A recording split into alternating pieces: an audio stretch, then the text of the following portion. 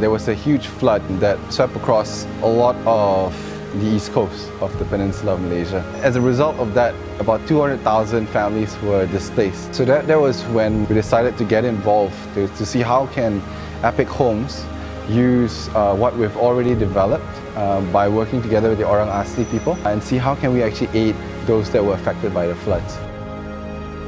Along the way, one of our past partners, being Prudential, approached us. When the floods happened last year, and obviously Kelantan was really badly hit, the first thing that we did as an organization was we sent relief items. In fact, I think we sent about 30 tons of relief items to Kelantan and the other affected states. But once all that was done, I think we realized that there was really a lot more that we could do. And one of the major impact on the people there was the fact that a lot of them had lost homes. And we got our team together and we decided that one of the things that we could do for them was to help them rebuild their homes. You know, effectively we're a life insurance and asset management company, and that's about protection, risk mitigation, security. So it's quite natural for us to do that in the sort of community investment work we do. And there's no better time to do it in times of need. It was just a dream partnership coming together. We are so proud to be working with Epic. And you know, this has been a really mind-blowing experience for us. You know, we're just so happy to be involved in this particular project, giving back to Malaysians. Prior to this, we had only built about 5 homes in 1 month. Now, but they were talking about building this 10 homes. It took a lot of thinking about it and discussions together with them. And finally, we settled at not 10, but 14 homes. A lot of problems were to do with foundations that were not anchored properly to the ground, because the water would come and rise and lift up the house and then topple it to the side. So we used this anchoring system called Mega Anchor, which does not rely on weight but instead on friction. So it uses a piling system where it goes into the ground like a fork and it gets piled down a minimum of 2 meters. So that was the first thing that we did. The other thing was we wanted to have a more open concept. So not only does it help with cross ventilation to keep the houses cool in our tropical weather, but at the same time be able to ensure that whenever the water comes, it flows through the house. So the house is not a solid object that takes the full brunt of the force.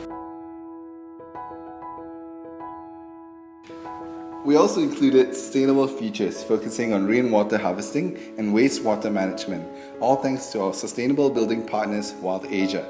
I'm in charge of design and construction in Epic. I'm here today to actually look at the fabrication process, make sure everything is correctly done and according to our specifications. Half of the time I'll be in-house in the office designing together with the architects on the houses that meets the needs of the families. So another half the time I'll go to site, check out the construction processes. So these guys, the past recipients that we've built with and built for, they followed us to Kampung Serasa, where they acted as supervisors to putting up the foundation blocks.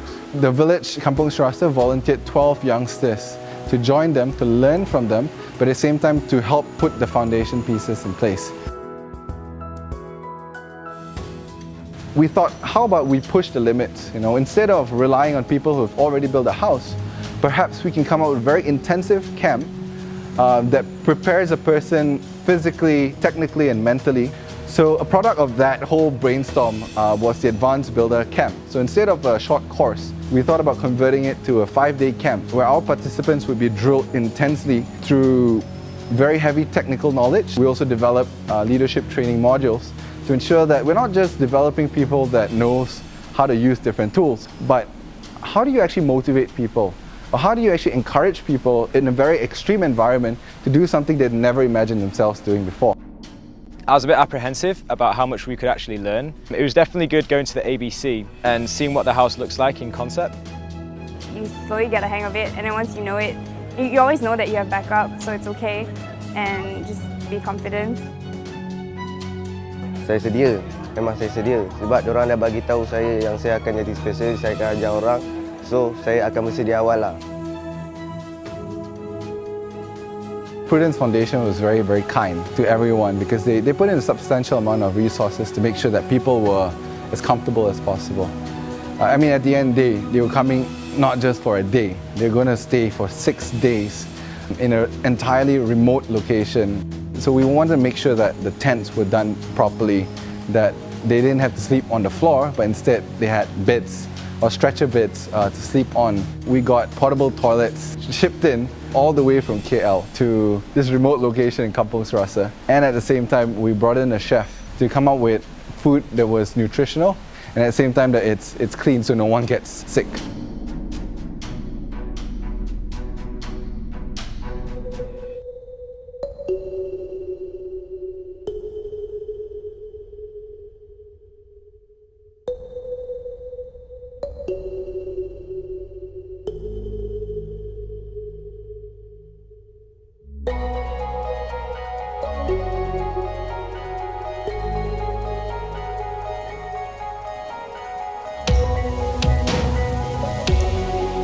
There was 4 weeks in total, where every single week we were expecting 120 people.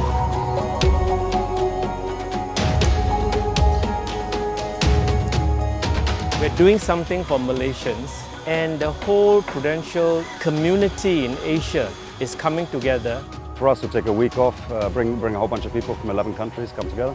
Me personally, it's lovely.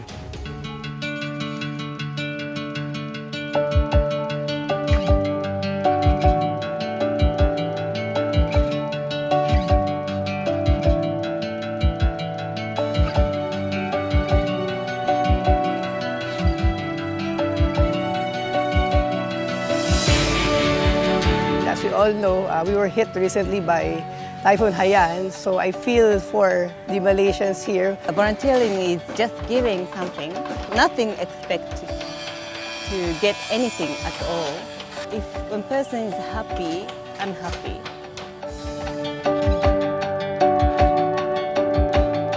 The teamwork has been really inspiring. I'm just so proud to be part of this project. Air conditioning, roof over our head, knowing that our house will be there when we come home from office every day. Unfortunately, these people had a very difficult time. It's heartbreaking to see what they've been through.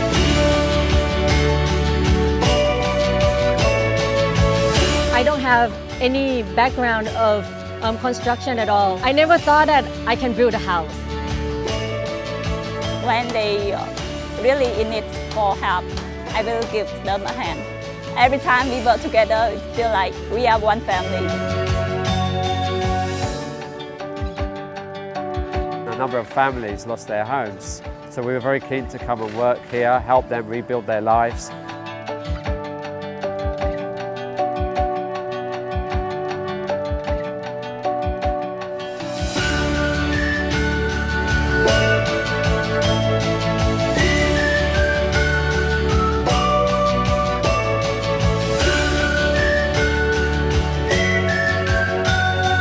Saya mengucap syukur lah. Jadi tak ada lah menggerai. Mengucap syukur alhamdulillah lah pada orang yang memberi bantuan kepada saya. Itu bagi rumah pula. Alhamdulillah kami di sini sangat bangga.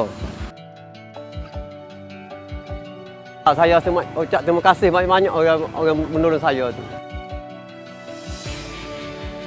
Bangga dah yang beri rumah sekarang ni. Alhamdulillah. Saya mengucapkan ribuan terima kasih banyak-banyak. It's really more than just putting up a physical infrastructure. But we hope as a process or as a result of putting that up, we're also inspiring the community. And at the same time, they're not alone. We're showing them that the impossible is actually possible. To see that if they all come together and work together as a community, they can actually drive the community forward. And that's what I hope to see.